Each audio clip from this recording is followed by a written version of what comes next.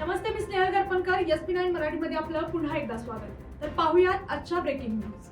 जिल्ह्यातील महत्त्वाच्या योजना तसेच विविध प्रकल्पांसाठी अतिरिक्त निधीची आवश्यकता असून जिल्हा वार्षिक योजना सर्वसाधारण मधून 947.21 कोटींचा प्रारूप आराखडा राज्य शासनास सादर करण्यात आला.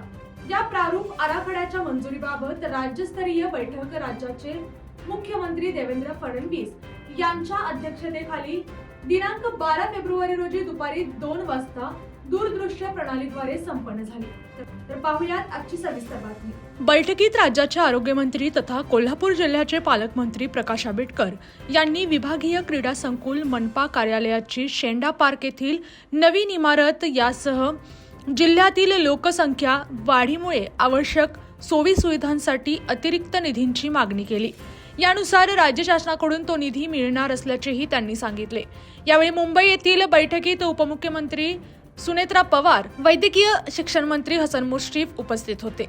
जिल्हाधिकारी कार्यालय कोल्हापूर येथून या बैठकीसाठी पालकमंत्री आंबेडकर यांच्यासह खासदार धैर्यशील माने, आमदार अमल महाडिक, आमदार चंद्रदीप नरके, आमदार राहुल आवाडे, जिल्हाधिकारी अमोल येडगे, पोलीस अधीक्षक योगेश कुमार, कोल्हापूर महानगरपालिका आयुक्त के मंजुलक्ष्मी, जिल्हा परिषदेचे मुख्य कार्यकारी अधिकारी AS कार्तिकेयन, इचलकरंजी महानगरपालिका आयुक्त पल्लवी पाटील, उपवनरक्षक धैर्यशील पाटील, जिल्हा नियोजन अधिकारी विक्रम देशमुख यांच्यासह सर्व कार्यन्वयी यंत्रणांचे प्रमुख उपस्थिती होती. सन 2026-27 करिता राज्य शासनाने कोल्हापूर जिल्ह्याकरता 537.20 कोटींचे नियोजन दिले होते.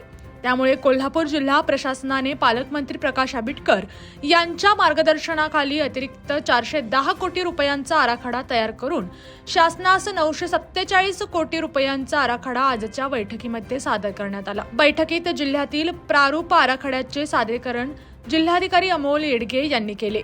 तसेच उपस्थित लोकप्रतिनिधींनीही वाढीव निधी मिळवण्याची विनंती मुख्यमंत्री फडणवीस यांना केली. या आणि अशाच बातम्यांसाठी पाहत रहा SP9 Marathi. Your time your news. धन्यवाद.